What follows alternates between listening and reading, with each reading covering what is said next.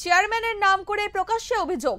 বর্ধমান যুব তৃণমূলের সভা থেকে পুকুর বোঝানো থেকে তোলাবাজি নিয়ে বিস্ফোরক মন্তব্য দুই তৃণমূল নেতার। পাল্টা প্রতিক্রিয়া বিজেপির। বর্ধমান শহরের রাজনীতিতে তীব্র গোষ্ঠী কন্দলের ছবি ফের সামনে এলো। রবিবার বর্ধমান রবীন্দ্র ভবনে 21শে জুলাই উপলক্ষে শহর তৃণমূল যুব কংগ্রেসের প্রস্তুতি সভা মঞ্চ থেকে শাসক দলের দুই নেতা একযোগে বিস্ফোরক মন্তব্য করলেন। সরাসরি নাম করে বর্ধমান পৌরসভার চেয়ারম্যান পরেশ চন্দ্র সরকারের বিরুদ্ধে অভিযোগ তুললেন প্রাক্তন প্রশাসক প্রণব চ্যাটার্জি ও তৃণমূল নেতা আব্দুর রব। কিন্তু এই টাকাটা দিয়ে আমাদের বেকার যুবকেরা ব্যাংক লোন দেয়নি, সরকার একটা টাকাও দেয়নি, কিন্তু এই টাকাটা দিয়ে আমাদের শহরে যে ব্যবস্থাটা পরিবহন ব্যবস্থার উন্নতি হয়েছে। কিন্তু আজ যদি বর্ধমানটা কর্পোরেশন হতো, যদি শক্তিগড় থেকে এদিকে তারিখ পর্যন্ত সড়কটাকে বাড়িয়ে দেওয়া হতো, তাহলে কিন্তু এখান থেকেই অনেক বেকার চাকরি পেত। আমি কি তা ভেবেছি? আমরা সিপিএম কে চালাবার জন্য যাকে পেয়েছি নিয়ে এসেছি। আমার মনে আছে সুভাষ চক্রবর্তী বলতেন যে ভাই আমাকে সিপিএম এর লাল পতাকাটা দাও, আমি একটা গরুকে যদি দড়ি বাঁধি তাকেও সিপিএম বলে জিতিয়ে দেবো। তো আমরা গরুর বুকে জিতিয়ে দিয়েছি এতদিন, আর জেতানো যাবে? একবার ভাবুন তো, বর্ধমানের 35টা ওয়ার্ডে 28টা ওয়ার্ডে আমরা আজকে নেই। পৌর নির্বাচন কিভাবে হয় জানেন তো? ছপাচপ। এটা বাদ দিন, মানুষ কিন্তু এই 28টা ওয়ার্ড থেকে আমাদের সরিয়ে দিয়েছে। সভা মঞ্চে বক্তব্য রাখতে উঠে প্রণব চ্যাটার্জি বলেন, পরেশবাবু আপনার পাড়ায় শশাঙ্ক ঝিল বোঝানো হচ্ছে, এখন বোঝানো হচ্ছে ডলঢিঘি। 10 বিঘে ফ্ল্যাট হয়ে গেছে, 5 বিঘে পড়ে রয়েছে। রাজনৈতিক নেতৃত্বে কি এইসব চুপচাপ বসে দেখবে?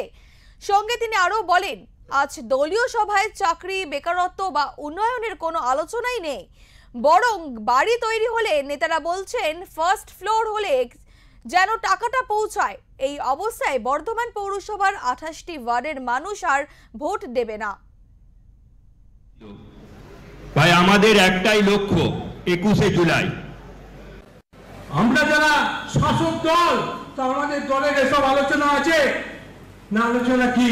ওরে ওই বাড়িটা হচ্ছে এক ফার্স্ট ফ্লোর হয়ে যাওয়ার সাথে সাথে কিন্তু আমার টাকাটা যেন পৌঁছে,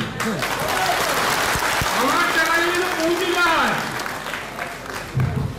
এই অবস্থায় আমরা যতই তৃণমূল জিন্দাবাদ বলে এই 28টা ওয়ার্ডের লোকেরা বলবে না বাবা, এদের আমরা ভোট দিতে পারি, দেবো না, দিচ্ছেও না, বিধানসভাতেও দেয়নি, লোকসভাতেও দেয়নি। তৃণমূলের এই গোষ্ঠী দ্বন্দ্ব এবং প্রণব চ্যাটার্জির মন্তব্যকে ঘিরে তৃণমূলকে কটাক্ষ করতে ছাড়েনি বিজেপি। স্থানীয় বিজেপি নেতা বলেন, বিজেপির এতদিনের অভিযোগ মিথ্যে নয়, তা তৃণমূল নিজেই স্বীকার করে নিচ্ছে। তাই এটা খুবই স্পষ্ট যে আগামী দিনে বিজেপি জিতবে। তৃণমূল কংগ্রেসে 21শে জুলাইয়ের প্রস্তুতি সভায় বর্ষিয়ান প্রভাবশালী তৃণমূল নেতারা যেভাবে তৃণমূলের বিভিন্ন দুর্নীতির কথা তুলে ধরলেন, তা দেখে আমরা আশ্বস্ত হলাম যে তৃণমূল এবার যেতে বসেছে।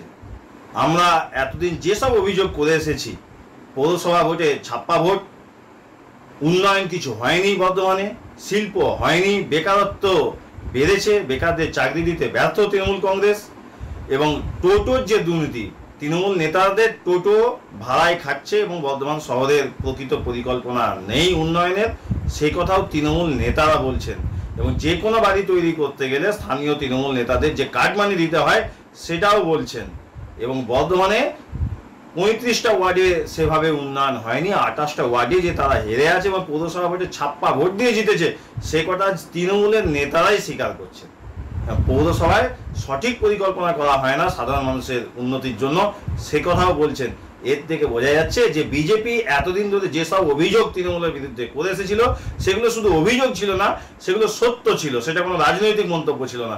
এবং এই সত্য আজ তৃণমূল কংগ্রেসের বলছেন নেতারা স্বীকার করতে বাধ্য হচ্ছে। এর সম্প্রতি মন্ত্রী সিদ্দিকুল্লাহ চৌধুরীকে ঘিরে বিতর্কিত ঘটনা সহ একাধিক ইস্যুতে পূর্ব বর্ধমানে তৃণমূল শিবিরের ফাটলের ছবি ক্রমেই স্পষ্ট হচ্ছে। দলের অন্দরেই এই প্রকাশ্য বিদ্রোহ কার্যত অস্বস্তিতে বাড়ালো শাসক নেতৃত্বের। এখানে উপস্থিত নেতৃবৃন্দকে একটা অনুরোধ করব, আমাদের দেখার দরকার নেই, আপনারা নেতা বানালে আমরা নেতা, আর আপনাদেরকে অনুরোধ করব বর্ধমানটাকে বাঁচাতে গেলে দয়া করে নেতাদের চরিত্র সম্বন্ধে অবগত হন এবং নতুন করে ভাবনা। উপস্থিত তৃণমূল কংগ্রেসের নেতৃবৃন্দ, সর্বোপরি কর্মীবৃন্দ, ভাই আমাদের একটাই লক্ষ্য 21শে